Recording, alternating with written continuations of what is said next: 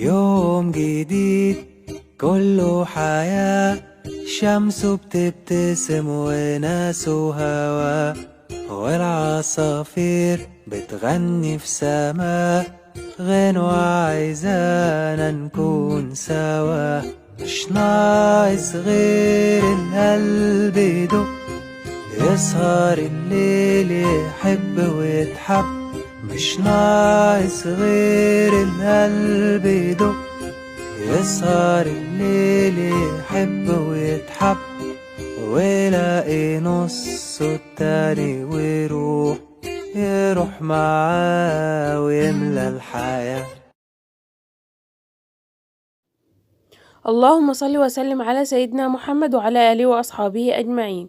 يا رب تكونوا بخير وبصحة وسلام يا رب العالمين. هنبدأ الفيديو من الساعة 6 صباحا زي ما انتوا شايفين كده تصبير، لأن كان عندي تل من الهدوم، ومع الأسف الشديد أنا اللي عملت كده في نفسي. كنت حاطة مجرين مية اهو على البوتاجاز عشان ما تسخن، عشان أنا بصبهم في الشتاء بالذات بمية سخنة بتخلي الهدوم نظيفة وريحتها حلو. زي ما انتوا شايفين كده بدأت من الساعة 6، شغلت الغسالة، وكل شوية اما الغسالة بتعوز مية بزودها طبعا مية سخنة واريال كده يعني. زي ما انتوا شايفين السبتين دولت هيتملوا هدوم وعلى الآخر، زي ما قلت لكم على ان انا اللي عملت كده في نفسي، لان الاسبوع اللي عدى ده يعني او كام يوم اللي عدى دولت كانت الدنيا بتشتي، وما عرفتش اصبن طبعا لان الدنيا بتشتي. حتى لو انا نشفت الهدوم هيتعبوني، فبحب انشف والم الهدوم كلها في يوم. بدأت والغسالة طبعا شغالة، ما بحبش اقعد في ريحة، لا الغسالة شغالة اروق في ريح الشقة. كان الانتريه ما كانش مترتب زي ما احنا بنقعدوا فيه يعني بالليل وكده. دي طبعا الهدوم ديت زي ما انتوا عارفين انا عندي مكنة خياطة، فدي هدوم يعني عايزة ايه تتخيط. وفي نفس الوقت قمت بدري عشان اصبن واخلص اللي ورايا عشان اخلص الهدوم دي من عليا يعني، كل حد يعني ياخد ايه هدوم. زي ما قلت لكم الغسالة كانت شغالة، بدأت في الانتريه كنسته وروقته، والصالة برضو كنستها ونضفتها وبقت زي الفل. القطين بقى محمد ابني نام في اوضه، وطبعا جوزي نام في الاوضه التانية، لان انا بادئه بدري زي ما قلت لكم. بدات اطلع من الغساله واشطف وانشف في النشاف، ولحد بقى السبت الهدوم ما اتملى هدوم يعني الصبينت واتغسلت ونشفت. بدات بقى ايه اطلع على السطح. بدات اطلع على السطح حوالي الساعه 8 كده، كان النهار طلع اهو زي ما انتوا شايفين. كنت لسه بفتح في الشبابيك، عدلت الانتريه ورتبته، بس ما كنتش فتحت الشباك لان كانت الدنيا ضلمه. استنيت اما الجو يعني احلو كده والنهار بدأ يطلع، كنا حوالي الساعه 8 فتحت الشباك، وكان ثبت الهدوم اتملى هدوم. طلعت بقى عشان ايه انشر، ومع الاسف التنشير ده بيتعبني لان انا في الدور التاني وسلفتي فوقيه، وبعد كده انا اطلع انشر يعني على السطح في اخر دور اللي هو الرابع. زي ما انتوا شايفين كده، شوفوا بقى الجمال بتاع الطبيعة الصبح الساعة 8. ما شاء الله كان الجو حلو خالص، وبحمد ربنا ان اليوم ده ان الشمس طلعت حلوة عشان انشر. الصبح الم الهدوم اخر النهار ما يكونش فيه هدوم مبلولة، لان لو الشمس مش طالعة والجو مغيم مش هعرف الم الهدوم في نفس اليوم حتى لو انا منشفاها. اهو زي ما انتوا شايفين جولة سريعة كده تغيير جو. كده خلاص بدأت بقى نشرت الهدوم كلها اهو زي ما انتوا شايفين، بس طبعا في اماكن فاضية لسه هطلع اجيب السبت التاني. كده خلاص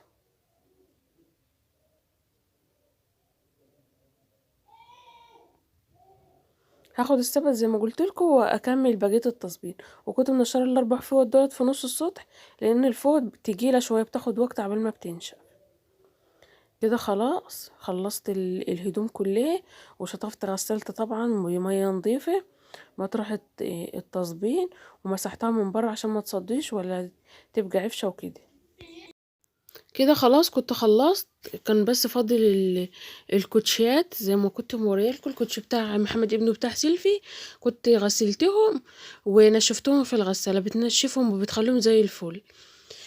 بنشفهم بصراحة عشان لما نشفتهمش بياخدوا وقت طويل وهم بيعوزوهم على طول، محمد ابني يعني بيعوز الكوتشي بتاعه، ده الكوتشي بتاعه الجديد كان ابوه جايبهوله. وزي ما قلت لكم هبقى اعمل لكم فيديو مجمع المشتريات بتاعه محمد ابني ان شاء الله باذن الله. كده خلاص كان علاء جوزي صحى يعني من النوم. عدلت السرير وفتحت الشباك عشان الأوضة تتهوى. وكان محمد ابني برضو جاء راح الدرس، كان عنده درس حوالي الساعة 9. قومته برضو وراح الدرس بتاعه عاد. وبرضو فتحت الشباك وعدلت الأوضة وبقت كده شقتي كلها زي الفل، ما فيهاش أي حاجة وحشة خالص. مطرح بقى طبعا الغسالة، دخلت الغسالة مكانها، ومطرح الغسالة سيقته وسبته يتهوى. ويعني كنت يعني حاطة كلين في قدام العتبة يعني بتاعت الحمام والشقة، حطيتها برضو على الجدار تتشمس عشان كانت مبلولة او مرطبة وكده، سبتها تتشمس. بعد كده خدت السبت التاني بالكوتشين وطلعت نشرتهم برضو بقيت الهدوء اهو زي ما انتوا شايفين. كده بقى كده خلصت كل الهدوم، بس الهدوم ما شاء الله كانت ياما رخرة اليوم ده، تعبت بصراحة. اهو زي ما انتم شايفين نشرت على الجدران البناطيل كلها بتاعتنا، والهدوم طبعا الفاتحة اللي هي النظيفة اللي انا خاف عليها حطيت على الحبال. والبناطيل اللي هي الغامقة كان الجدار بدأ يتحمص شوية، حطيتهم على الجدران زي ما انتم شايفين كده. وحطيت طبعا الكوتشيات بتاع محمد وبتاع سيلفي اهو عشان ينشفوا ويبقوا زي الفل. كده خلاص ونزلت طبعا زي ما قلت لكم، خلصت شويه هدوء واتغدينا الحمد لله وحمدنا ربنا. جينا امتى؟ بعد العصر. بعد العصر طلعت لميت الهدوم انا ومحمد ابني. تعبني بصراحه بس ساعدني لان انا بصراحه كنت تعبت، وقلت له ينزل معايا دور هدوم وكده. ده بقى ساعه كنا زي ما قلت لكم العصر. كانوا ساعتها في ناس بتروي البرسيم، واللي هو البتاع الابيض اللي معرفش اسمه ايه ده كان في الارض، بس مع الاسف الكاميرا ما جابتهوش حلو. وما ربنا يصلح الحال يعني هبقى اجيب لي تليفون حلو عشان يصور لكم احسن. ده كان محمد ابني يقول والنبي يا ماما صوريني، كان قاعد على سبت الهدوء. هو خد السبت دي ونزل بيه حطه على السرير، وانا كملت بقيت الهدوم خدناهم على سبتين، يعني هما كده 3 اسبته هدوم ناشفين. كده نزل اول دور اهو، وده تاني دور، وهامله برضو السبت اللي هو معاه ده كمان نملوه هدوم وننزله بقى اطبق الهدوم. لو انت كسلانه قومي تشجعي، وحياة ربنا الشغل ما بياخد حاجه وهيطلع منك الطاقه السلبيه، اما تشتغلي كده وتتحركي هيبقوا زي الفل. بعد كده كنا نزلنا بقى زي ما قلت لكم، كنا بعد العصر طبعا النور بيقطع عندنا من الساعه 1 لحد الساعه 3. كان الاول بيقطع من الساعه 2 ل5، دلوقتي من 1 ل3. زي ما قلت لكم برضو كنت فاتحه الشباك ونزلت، فاتحه الشباك كان النور بسيط شويه، وصورت بقى الهدوم. قبل طبعا ما ارص الهدوم في الدولاب لازم ارتب الدولاب الاول، ما ينفعش ارتب الهدوم واساس الدولاب مش مترتب كويس. فرتبت الدولاب زي ما انتم شايفين كده وطبقته، كل هدوم على بعضها متطبقه كويس زي ما انتم شايفين كده. وهبدأ بقى كان ساعتها الحمد لله كان النور جه. اما النور جه طبعا طبقت وحطيت على طول في الدولاب الحته اللي تيجي في ايدي طبقها وحطها في مكان. كان هدوم محمد ابني، هدوم جوزي، هدومي الفوط كده يعني. وكده خلاص بعد ما طبقت الهدوم بالشكل اللي انتوا شايفين ده، طبعا في فرق بين قبل وبعد. كده خلاص اهو. دي طبعا الهدوم الشتوي وفرحها البجايم، ودي اللي تحت الهدوم الصيفي، وطبعا برضو البجايم. واخر رف كانت هدوم محمد ابني والطرح بتاعتي والدفايات اهو زي ما انتوا شايفين بالشكل ده. يا رب تكونوا شجعتوا او عطيتكم طاقة ايجابية شوية اللي انتوا تقوموا تشوفوا اللي وراكوا. لو انت كسلانة مكسلة وكده، شغلي اي حاجة انت بتحبيها بتستمتعي بيها، شغليها في ريحك وابدأي اعملي اللي وراك. وبعدين الشغل في الشتاء بيدفع على فكرة، ما بيسجعش، القعدة هي اللي بتسجع.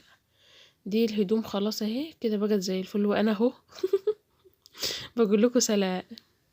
كنت خلاص خلصت وخلصت في نفس الوقت اهو زي ما انتم شايفين. والسراحه بتاعتي زي الفل، وبس فاضل الهدوم ديت العبايتين بتوع جوزي هكويهم بس اما افضى. ونزلت طبعا تحت لقيت جوزي جايب خاص، ونزلت ثبت الهدوم لان كنت زي ما قلت لكم كنت مستعجله. والتمليحه دي كنت عاملاها بعد الظهر على طول بعد ما اتغدينا. وايه، قلت اولع على الرز في ريحي، ودي فضل من الغدا وكده. قلت اولع على الرز في ريحي عبال ما الرز يختم او يشرب ميته، يكون انا طبقت الهدوم بتاعت ايه حماتي وسيلفي كده. خلاص ولعت على الرز وسبته بقى يتشرب زي ما انتم شايفين كده. وكنت غاسله السمك وعامله التمليحه بعد ايه الغدا. اهو هاخد بقى السمك ده وهاخد التمليحة وهطلع اشوي على طول السمك فوق. وقبل كده وطبعا مصوره لكم فيديو بأدق التفاصيل ازاي تشوي السمك صح كده. خلاص نزلت طبعا بعد ما شويت السمك كان الرز طاب، عملت السلطة ودي كان العشاء بتاعنا. والحمد لله على كده. يا رب اكون ضيفة خفيفة عليكم وكنتش رغيت كتير. لو وصلت بقى لغاية نهاية الفيديو اتمنى منك اللي انتوا تحطي لي لايك كلمة حلوة، يعني تشتركي في القناة لو حابة القناة بتاعتي. حاجة مش عاجباكي او حاجة حباها في القناة يا ريت تكتبولي تحسسوني اللي انتوا كده عايشين معاي. وده خلاص بعد العشاء كنت غسلت المواعين والحوض بقى زي الفل. وده اكل البط وسلام.